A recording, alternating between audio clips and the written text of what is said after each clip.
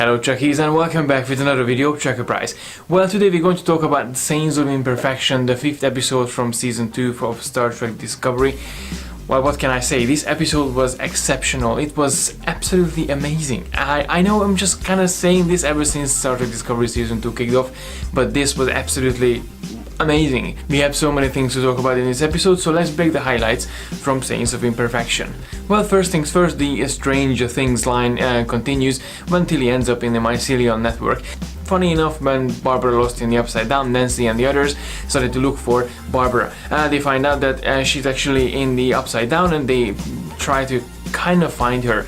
And then actually she was dead. Except this is not Stranger Things, it was Star Trek Discovery, and actually Barbara, I mean Tilly, was alive. So as it turned out, Tilly brought to the mycelial network by one purpose: to kill the monster. The monster who hunts all the mycelial energy, the mycelial life forms in the mycelial network. When, as we going through the episode, we got to the point when Discovery actually ended up in this half status between normal space and the mycelial network, which was an absolutely amazing CGI. I do have to say that it was a really interesting phenomenon to see how the Discovery actually ends up in normal space and the mycelial network. So that was a really neat use of the spore drive. As we go into further in this episode, we got to see Michael and Stamets going into the mycelial network and trying to find Tilly. Well, Tilly ended up in Discovery with May, and then they actually found each other, and as it turned out, the monster itself was Hugh Colbert. Well, indeed, Hugh Colbert is back, and it was really emotional and really interesting to see him coming back in this episode. Obviously, we got some news that he will come back in this season, but I have to say the writers find a really exciting way to actually bring this character back from the long gone. I know I did mention earlier that the previous two episodes resembled the Stranger Things scenario, you know, going into the mycelial network / Upside Down, and while I was watching the return of Colbert, I kind of felt like there's a Terminator thing going on, because he appeared there bare naked, and the cocoon itself just dissolved around him. So it's really interesting to see this kind of parallel between multiple TV shows and classic callbacks for iconic movies. Obviously, this story was full of character moments and full of character-driven stories. I do have to say that Mary Wiseman was absolutely phenomenal in this episode. She showed so many emotions in this episode. Tilly really became a fan favorite, and I'm really glad that they actually chose her to become part of this bigger story arc. Also, a big character moment for Stamets, because he was able to reunite with Hugh Colbert. So I'm really interested to find out what's going to happen with them and how Hugh Colbert actually will reintegrate, re-assimilate himself to the normal space, and how, you know, how everything was happening in Discovery and how he was trapped in the mycelial network. So I'm pretty sure that we're gonna go into further details on that in future episodes, and I'm really looking forward to see how their relationship going to go back to normal, if that can be normal anymore.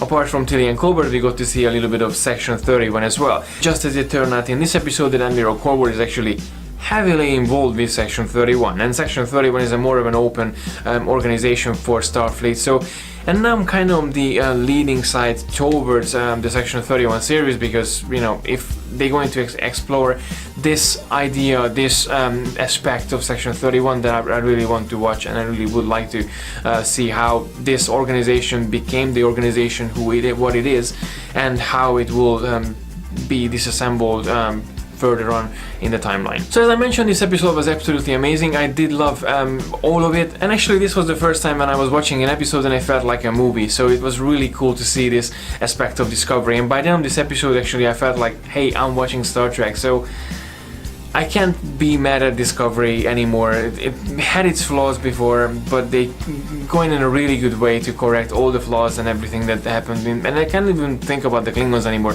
I don't care.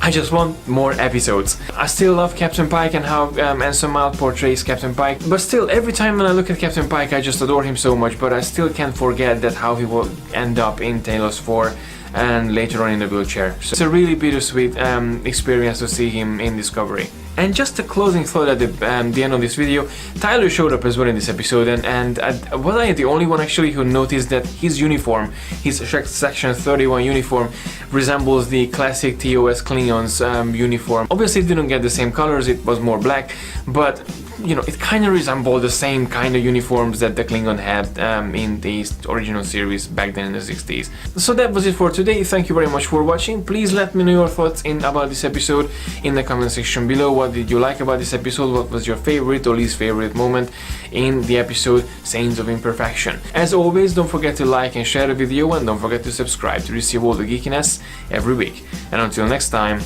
live long and prosper.